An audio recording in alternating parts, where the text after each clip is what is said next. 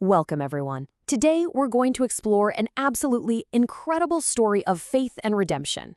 We're talking about the testimony of Bill Vincent, a journey that truly goes from some of the darkest trials imaginable to an unbelievable triumph. So let's start with this quote right here, because it really sets the stage. By age 13, I had already faced experiences that many people might not encounter even by the age of 80. Just let that sink in for a moment. To understand the triumph, we first have to understand the trials. And as he says himself, they began at a truly astonishingly young age. The foundation of Bill Vincent's life, it wasn't built on stability or happy memories. It was built on unimaginable hardship and trauma that started when he was just a little boy. Now take a look at this timeline. It is just devastating. We're not talking about a single bad thing happening here. This was a relentless cycle of trauma that really defined his entire childhood. According to his testimony, it all starts when he's just 8 years old. An adult moves into his home, introduces him to alcohol, and begins what would become 3 straight years of abuse. And then, at only 11 years old, he has to find the courage to testify in court. He was the only child witness left out of an initial 20. But the horror didn't stop there. He reports that after that ordeal, he was abused by 3 more adults. His whole sense of safety, of what the world was supposed to be, it was just completely shattered. All of that pain, that feeling of being completely and utterly abandoned, well, it became the fuel for a really dangerous descent. He talks about how the bashful boy he once was just disappeared, and in his place was an angry young man who turned his back on the very idea of God. And that anger, that deep sense of abandonment, it really lit the fuse for his teenage years. He describes it as just this spiral deeper and deeper into violence, addiction, and crime, anything to try and numb his reality. You can see this clear and terrifying escalation. He says it started in the Navy Sea Cadets, learning to fight dirty, using harder drugs, but it evolved into some really sophisticated criminal skills. He apparently learned military lockpicking techniques and used them for burglaries. He became a pool shark to fund his habits, but the cycle just kept getting worse, culminating in a dangerous armed robbery of a drug dealer, and that led to violent retaliation from a gang. We're talking chains, knives, and bullets. It was a life completely off the rails.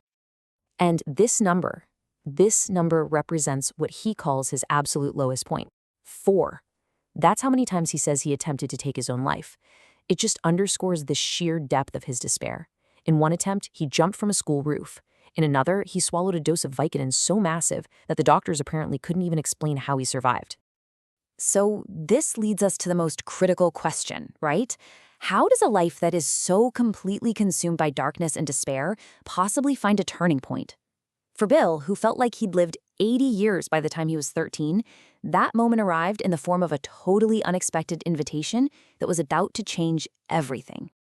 He was invited to a church service by a prophet. He describes showing up feeling completely out of place in his Guns N' Roses t-shirt, literally thinking the roof was going to cave in on him. But he went anyway. He ended up responding to an altar call. And what he describes happening in that moment, well, that was the moment his life turned around completely, forever. I mean, just look at this contrast. It shows the 2 distinct phases of his life side by side. According to his testimony, the change wasn't gradual at all. He claims he was instantly delivered from all of his addictions. No withdrawal symptoms, nothing. The anger that had been his constant companion for years began to fade. And within months, he went from a life of crime to being on the full-time staff of the ministry, dedicating his life to helping other people. So, saved and set free, Bill Vincent began this brand new journey. He dedicated his life to sharing the very same message of hope that had so radically, so completely changed him. He actually channeled his own story of redemption directly into his ministry. His past experiences, the abuse, the addiction, the despair, gave him this really unique ability to connect with people who were suffering, to minister to them in their own darkest moments. And this personal transformation grew into a global mission, where he shares his testimony and teachings. You can actually explore all of this a lot further at revivalwavesofgloryministries.com. But just when you think the story's reached its triumphant end, it hasn't. His trials were not completely over. A brand new, decade-long battle was literally just about to begin. It all started with this freak accident. A floor caved in and he tore a tendon in his ankle, which should have been a pretty simple surgery. It spiraled into an absolute nightmare. A severe infection set in, which required 13 different surgeries to try and fix. Then they discovered a rare fungus that was literally eating his bone, turning it into what the doctors actually described as Swiss cheese. The final prognosis was grim. The damage was irreparable. He would need a cane to walk for the rest of his life. But right in the middle of this grueling medical battle, he says he received a prophetic word, a very specific promise from God. He was told that his healing would come, but only as he continued to preach. So holding on to nothing but that promise, he kept ministering for years, often in agony, but completely steadfast in his faith. So he preaches this 4-day crusade, telling the whole congregation about the promise he was holding on to. On the drive home, he steps out of his car and he realizes something is different. The pain, the constant pain that had plagued him for years, was, he says, completely gone. From his perspective, the healing happened exactly as the prophecy promised, defying every single medical explanation. And so, in the end, Bill Vincent's entire life story, from the depths of abuse and addiction to his incredible account of spiritual and then physical healing, that became his most powerful message.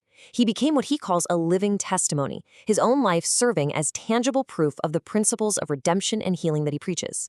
For a deeper exploration of Bill Vincent's story and his teachings, you can visit his ministry's website, revivalwavesofgloryministries.com. His testimony really leaves us with a powerful question about the nature of faith, resilience, and the incredible human capacity for change. Thank you for listening to the Deep Dive Podcast.